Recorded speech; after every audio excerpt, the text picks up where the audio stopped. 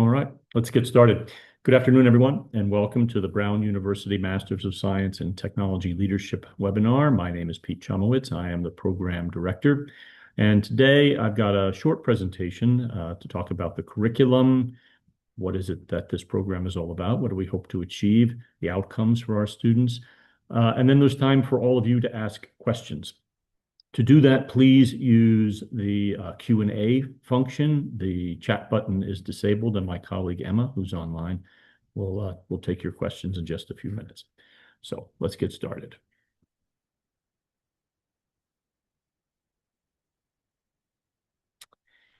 I just wrapped up a class that I teach, which is a class in strategy and futurisms and strategic planning. And the class discussion focused on this past week on mood. And I thought it might be an interesting topic for all of us to discuss for a few minutes. And by mood, I mean, what is the mood of our time, of our age, the kind of zeitgeist, the feeling around us? Because as leaders, people that are preparing themselves to take their organization, their institution into the future, into a new direction, how do you get in touch with what that future might be? So it's often a very difficult thing to do because it's sort of like water to a fish, that the mood of our times, the events, they're so close to us in a way that we can't see beyond it. So we took our students through a short little recap of history. What are the moods throughout the last century? And we can kind of summarize this with a few words, right? I mean, this 19 might summarize the mood: depression, right? Stock market crash, the depression of the 1930s, the 1940s, the mood, World War II, war, the 1950s, the Cold War, the 1960s, could also be war like Vietnam, civil rights, certainly a highly divided nation, a very turbulent time. The 1970s, well, it's an era that I know pretty well. Bad clothes, good music, in my opinion. A lot of different ways to characterize the 1970s, but geopolitically, the oil price shocks, war in the Middle East, stagflation, a very turbulent time. The 1980s, rise of, one could say, kind of neoconservatism, a different sort of political view of the world, a different relationship between the US and Europe. Also, one would say, the height of the Cold War, and with that, the 1990s, the end of the Cold War. So a time of great optimism, but also a time of great open questions. The end of the Soviet Union, what was Eastern Europe, the unification of Germany, what would all this portend for the future? The 2000s, perhaps a mood of great geopolitical instability, of non-nation actors, of terrorism, and of course, the late 2010s pandemic. So what is the mood of our age? And when I asked our students this question, they all said, we live in an age of great turbulence, of anxiety, of fear. AI is changing every dimension of our contemporary landscape, our business landscape, our cultural, even our psychic landscape, how we respond to each other, how we approach questions and problems. And then when we pulled the lens back on this question a little bit and we said, well, has there ever really been an age that hasn't been anxious? And the answer truly in the slides we just looked at is no, not really. I mean, was the 1930s depression or the 1940s war, the 1950s Cold War, the 1960s a nation ripped apart by Vietnam, a divided nation? Were those times any less anxious or perilous or difficult to navigate as our current one? In my view, the answer to that is no. We've always lived in turbulent times. So the world is uncertain. It's always been uncertain, and it probably will always be uncertain. But as a leader, we all still must make decisions. We still must act. And that's, in a nutshell, what this program is about. It's about equipping leaders with the ability to not just navigate or to survive uncertainty, but to thrive. A question that I would hope is on all of your minds is, what is the return on investment for this program? And it is a great question. And I could tell you with some statistics what that ROI looks like. We're in our 10th year right now of the program. We have almost 350 alumni spread out all across the United States in every different industry, company, sector, demographic, geography that you could imagine. And all of our students come usually with an idea about how it is they want to develop their career. So for the quantitatively, if you minded, so I could tell you that nearly a quarter of our students are at the vice president or C-suite level. Nearly a half are promoted while still in the program, and over 2/3 are promoted within the first few years to higher levels of management. But I think a more important measure of success, the more important metric, is the one that's really close to you, relevant to you, to your career. Where do you see yourself going? The hybrid nature of our degree is one in which gives you the best, I like to say, of both worlds. You don't have to quit your job, take yourself out of the marketplace for a year and move to Providence. You can continue your studies, but you're also getting, you come to campus, you will be working with your faculty in real time in the evenings with synchronous lectures. You'll be in groups with fellow students, working in a customized, really bespoke way to help you advance your career, to answer this question for yourself. And here's a few examples. So Harry is a student. He graduated a few years ago. He, before coming to Brown, he was a metals marketing manager, responsible for ensuring products are consistent with the needs of engineers. So think about high-risk industries, say aerospace or defense, where their products have to function optimally all the time. Harry's company was charged with ensuring compliance for that sort of testing. And you can see here he had a couple of degrees in engineering. He came to Brown with a singular focus on developing his leadership ability. So we have lots of courses in other areas that I'll talk about, but for Harry, he was about to be fired, truthfully, and he shared this. He shared this with all of his classmates during our leadership course. He showed us his performance evaluations, and they were not at all positive. So he knew that in order to advance in his career, being technical was not enough. He was very good technically, but his evaluations year in and year out showed deficiencies in his ability to lead. And after the program, I'm happy to say that the company quickly recognized this transformation in Harry, and he now leads the company's European operations. Jane, before Brown, was a director of their international partners. We're a major software development company. This is, I can guarantee you, you know this company very well. And she leads a team of partners, management professionals dedicated to driving value realization for customers and partners through strategic leadership, right?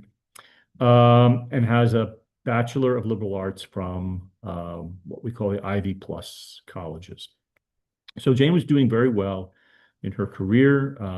The leadership piece of it, she seemed to have down well. She communicated well with her subordinates and the people up and down the company ladder. But what Jane was lacking was a greater grasp, a greater grip on strategy. So in this company, software, particularly hers, it's a highly dynamic environment. So the nature of their partnerships, of where the talent is coming from in the company and how the company is integrated with both academic and other corporate and government partners around the world, highly dynamic environment. And so she will understand, how do I prepare for the future? Strategy.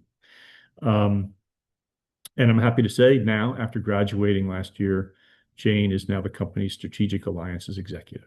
So coming to Brown, the return for Jane, focusing on strategy, taking that toolbox back to the workplace. has greatly helped her. And then a third example, Ron. Ron has quite a few degrees before coming to Brown, not unusual for many of our students. You can see here he already has an MBA, a master's in public health, also from the Ivy Plus, and a BS in business. A portfolio principal at a healthcare fintech, working in a data attribute expert for payers and those in the life sciences. He's still in the program. He'll graduate this coming year, and his focus is in career transition and business creation.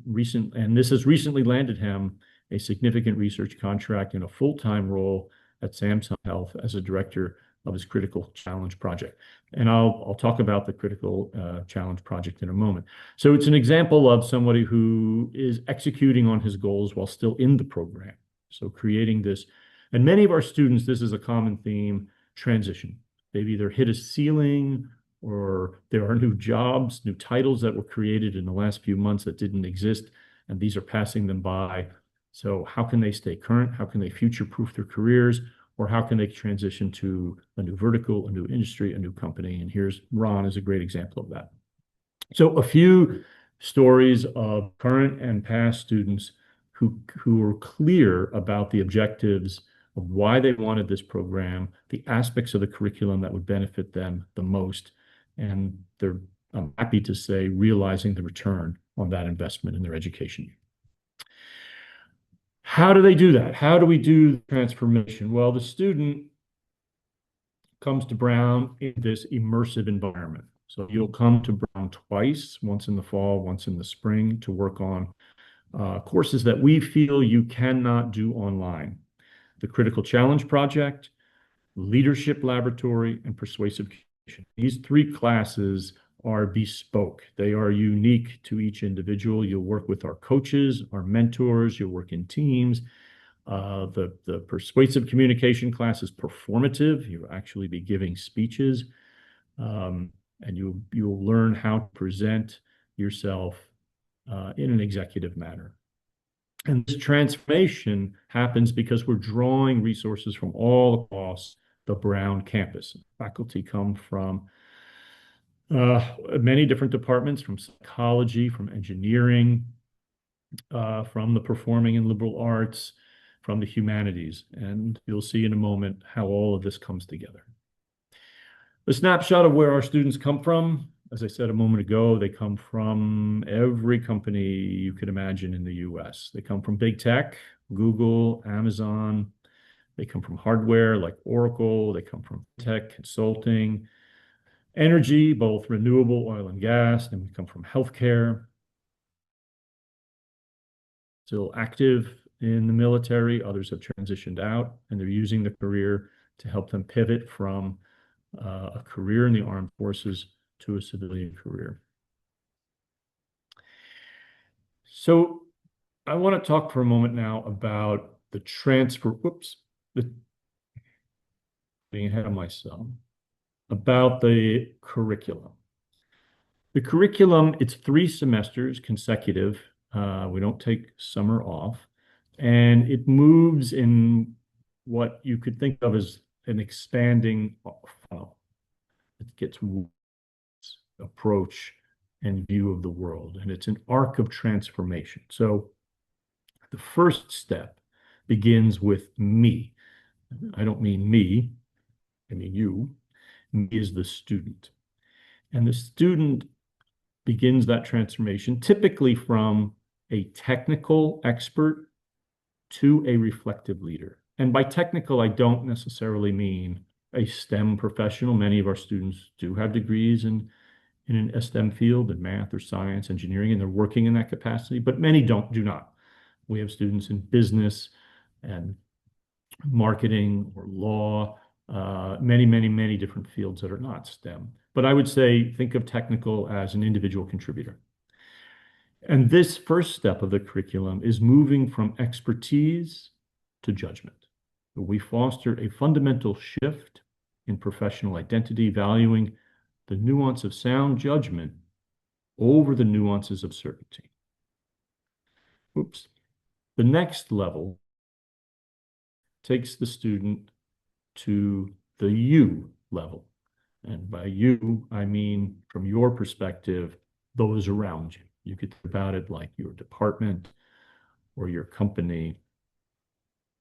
And this moves you from individual contributor to organizational designer or developer. You're having now a larger impact upon your organization.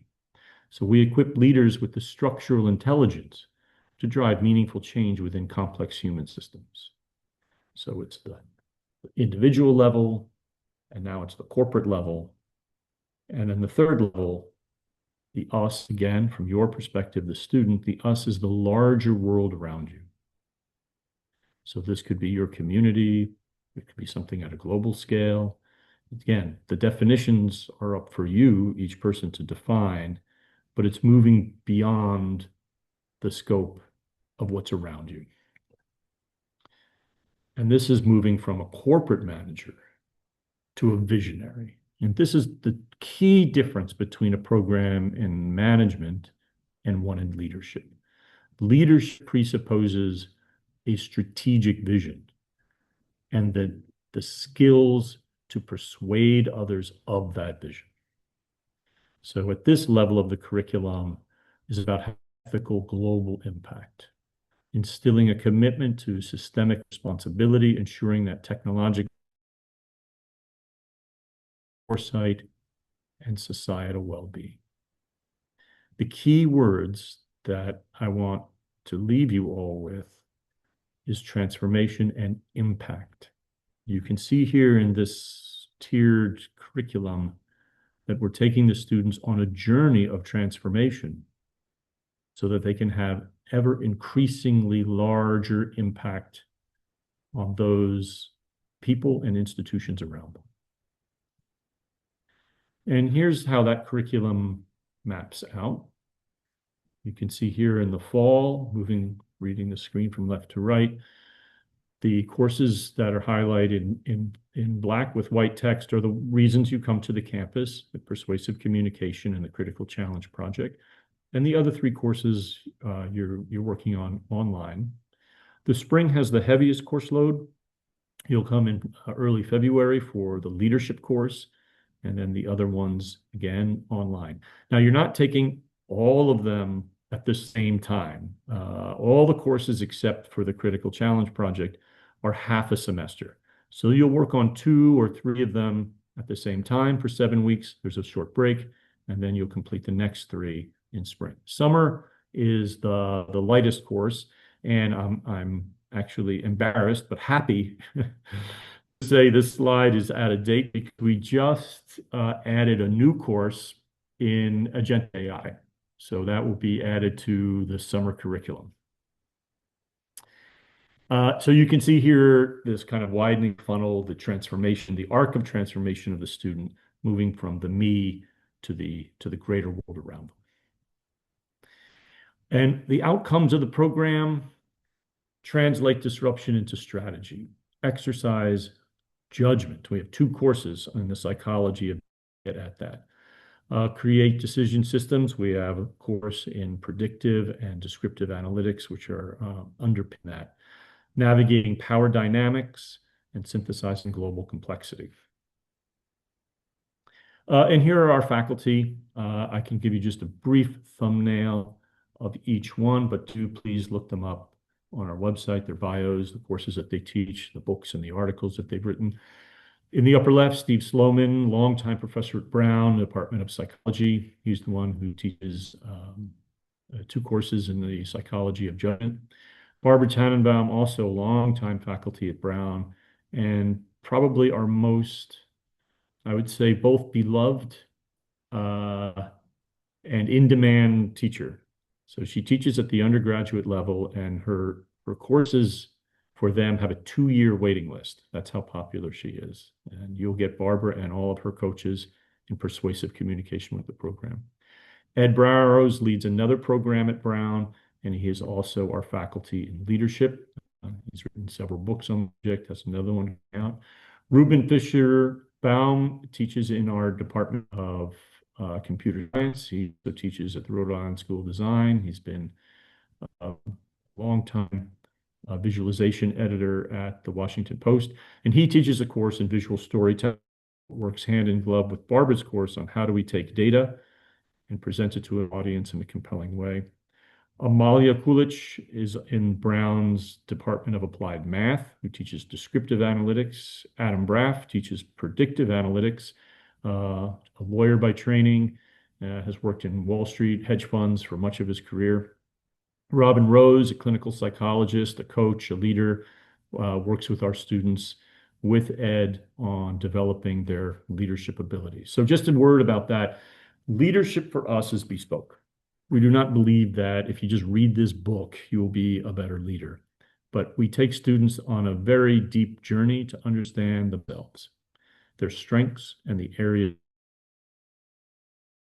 Us is highly situational. Where you are determines how you want to lead. Stephen Porter is a Brown polymath. He teaches in a number of areas. He runs the university's sustainability efforts, and he teaches a course for tech leaders on climate change.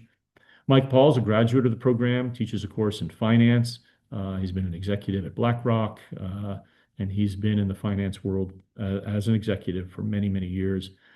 Banu in the Faculty of Engineering, a prolific writer, speaker around the world, highly in demand speaker, teaches two courses in entrepreneurship. One is developing one individual's entrepreneurial spirit and abilities, and then the second course picks that up and helps students apply that to their organization. Don Stanford teaches a course in tech ethics. Also a Brown graduate, teaches in the School of Engineering, and was one of the founders and the chief technology officer of G-Tech. Has a new name now, but it's one of the world's largest online gaming companies. A very unique aspect of the curriculum is the Critical Challenge Project led by our academic director, Larissa Levinton. So you'll work on it in the fall. We give you a coach that helps guide your thinking in the project. And students usually choose a project within their employer. So it's self-identified project. You can think about it a little bit like a capstone project.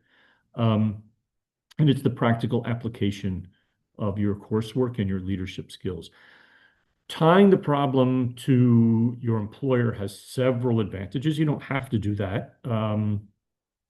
But for one thing, it often gives students much greater visibility amongst their superiors, right? If you choose, let's say, a high risk, high reward problem, your superiors often want to know how that's going. And they're also more likely to support it with greater tuition assistance. And there's a letter on our website that describes the value to an employer of the Critical Challenge Project. You're free to download it, use it however you'd like. It is a Master's of Science degree, not labeled or considered an executive program. It's partnership with the Brown School of Engineering. 12 months, as I said, you can start in the fall or the spring, and you'll go for 3 consecutive semesters. We don't break for summer. There is about a month break in December and January. Blended low residency program, as I've said, you come to Brown for 4 days at the end of September, and then again for 4 days at the early February. Students have about 10 years of work experience. Some have quite a few more. Some have a bit less. But you will get to know each other very, very well. You will build your network. You will work in teams. We change those teams up every semester. And each student, I like to say, iron sharpens iron. Each student is chosen for their uniqueness and their ability to help contribute to the learning and the advancement of each other. And you can see here the tuition, $76,504. Almost done with my slides here. A few notes about the application. So there's no GMAT or GRE required. The form and the fee is waived for all of you that are joining us here this afternoon. And there's 3 very short statements. So why Brown? Why this program? As I talked about in the beginning, what is your ROI? What are you hoping to achieve as a result of this program? So what do you hope to learn? And as I discussed, because you work closely with each other, what is your unique story and how will you help enrich the lives of others? There's a few other short questions. It's a pretty demanding program. You can figure on average about 20 hours or so a week of homework. Projects, they usually reflect short pieces of reflective writing, responding to readings. My course students work, they both have individual assignments, but they also work on a group project. So what's the support level you have for about 20 or so hours a week? There's an opportunity for you to tell us anything else you'd like the admissions committee to know that's not in the essays. And then for some students, your undergraduate years have been very turbulent for lots of reasons. Maybe your performance is not what you would have hoped, and there's an opportunity for you to talk about that. There's two ways to do an interview that's required. Or you can record your response to a couple of video prompts. There's no one way is not better than another, whatever is comfortable for you. 3 letters of recommendation, your resume, and your official transcripts from undergraduate and graduate institutions. You can see here on the right, my number one suggestion is to be specific in all of these areas. Our admissions committee understands that our students apply to other schools, as you should. It's to be expected. But our program is unique. And so the more specific you can be and knowledgeable about the curriculum and how you hope it will help you fulfill your personal and professional goals, the stronger the application. That's particularly true in the interview. Make sure you understand the program. And that's especially true with letters of recommendation. The strongest letters are from superiors, from people who have been in a position to evaluate your performance. Those are strong letters. Not so strong letters are from colleagues, from peers, from friends, personal acquaintances. Use the opportunity for a letter of recommendation, again, from people that have observed your performance and can speak candidly about it. We do have a priority deadline coming up April 1. So we work on a rolling admission basis. Once your application is complete, we get your letters of recommendation, you have the interview. You will hear from both the scholarship committee and the admissions committee at the same time, a week or two after that interview. So because we're rolling and it's a highly competitive program, the seats fill up. So the sooner you get your application in, the greater the likelihood of a larger scholarship, a merit-based scholarship, and of being admitted to the program. And you can see here the final deadline for the fall admission is June 15th. And if you're international, we back that up by a month to May. Just a note on the scholarships, every student, you don't have to apply for it. You're automatically considered for a merit scholarship based solely on the strength of your application, which ranges up to 30% of the entire tuition bill. It's not a guarantee, but that is the range. We also offer an employer match. So if your employer has a tuition assistance program, Brown will match up to 20% of the tuition bill. It's $15,000 for a total of the Brown commitment and your employer commitment, 40% reduction. Or there's an alumni referral. So if one of your 3 letters of recommendation is from a Brown alumni in any field, could be undergraduate or in any other graduate program, that's a 10% scholarship. Please note the asterisk here at the bottom. Unfortunately, the scholarships are not additive. You would be awarded the largest of the ones that you qualify for. We also have, because we are a school of professional studies, we have B2B partnerships with a great variety of corporations. If you think your company might be one of them, just send me an email and we can look into that. And then don't forget about the CCP pitch letter. Again, it's on our website and it's already written for you. You can plug in the title of your critical challenge project and describe to your employer by coming to Brown will help advance an important business idea.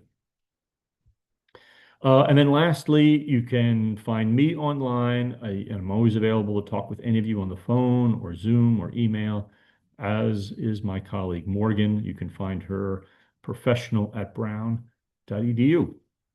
All right, that's the program. Emma, do we have any questions? Yes, it looks like we have a couple questions in the Q&A. So the first question, how long is the duration of the two residencies? There are 4 days. We always begin Thursday morning at 8 a.m. and we always finish on a Sunday about 3 p.m. And Thank you. that's twice. Again, end of September and then early February. Thank you. The next question, how can the critical challenge project be conducted for a potential student who's not currently employed? Um, is this program a good match for students in that case? Yes. In fact, we've had quite a few students to use the CCP either to pivot their career or to help them land that next position. So student projects typically fall into one of three types. One type I would call entrepreneurial, and that could be building a business within your current employer. We've seen that many times, a new P&L, or building your own business from scratch, right? So a greenfield site. So very entrepreneurial. Second type is one where you're deepening your level of expertise in a particular subject.